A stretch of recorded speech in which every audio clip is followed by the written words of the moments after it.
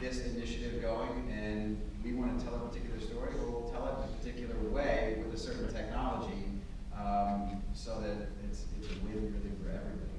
Yeah. It's an interesting process, and it's something that I think is really changing the way that individual groups of fans are able to consume sports. Mark, let me turn to you.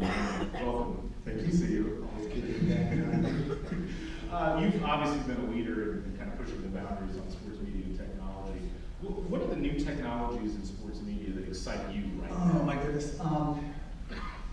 You know, there's VR, but there's different types of VR. There's inside out, which is kind of the 360 cameras that people are coming up with, which I think are overrated right now and still a couple years away.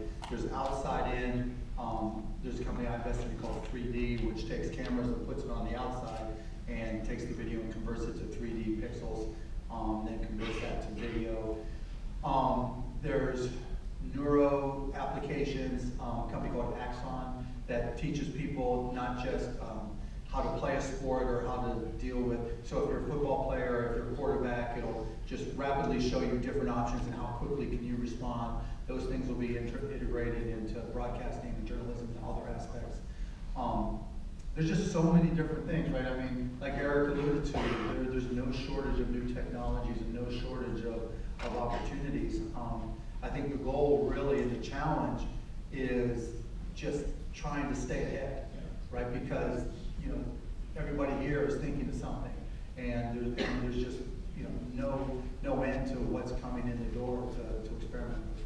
So when you're deciding, or when you're looking at things and trying to figure out, okay, I like this, or I think this is something that we should apply to what we're doing, what's your mindset when you go to that? Are you looking at it as a consumer, as a fan? Are you looking at it from a business perspective? All the above, because they go hand in hand. Because from a business perspective, you have to understand what the consumer is going to do and how they're going to relate to it, whether they're a fan, whether they're a broadcaster, whatever it may be. So when I look at any business, I always try to put myself in the shoes of how will I operate that business, who's my customer going to be, and really what are the conventional wisdoms of that company, and what are the unique advantages, right? So when you look at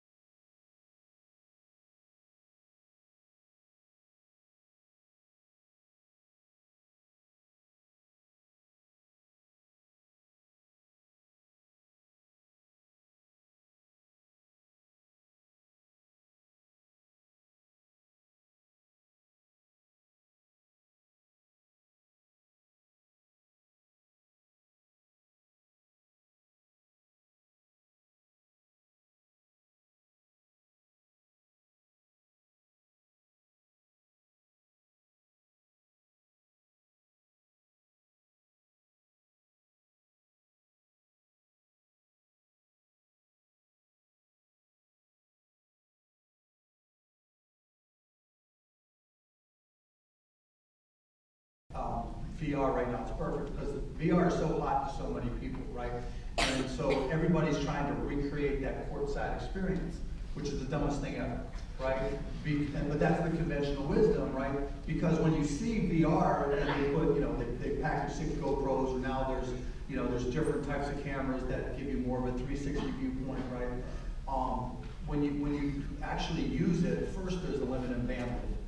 You know, so not everybody's going to have the bandwidth to get a good stream at home.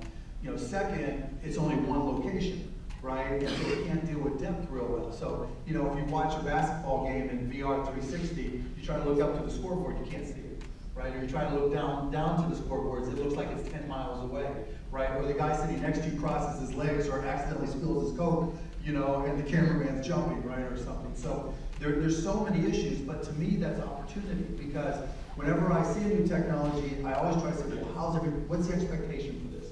How's everybody looking at it? And then I evaluate that. And if I think they're doing it wrong, to me, that's a huge opportunity. I'll tell you folks, if you haven't seen the video of the 3D replay system in particular, they've got some sample videos on YouTube. Go check it out. It will blow your mind. And that's just the beginning. And that's just, absolutely. You know, they're still really limited in their approach. And, you know, that's one of the reasons I got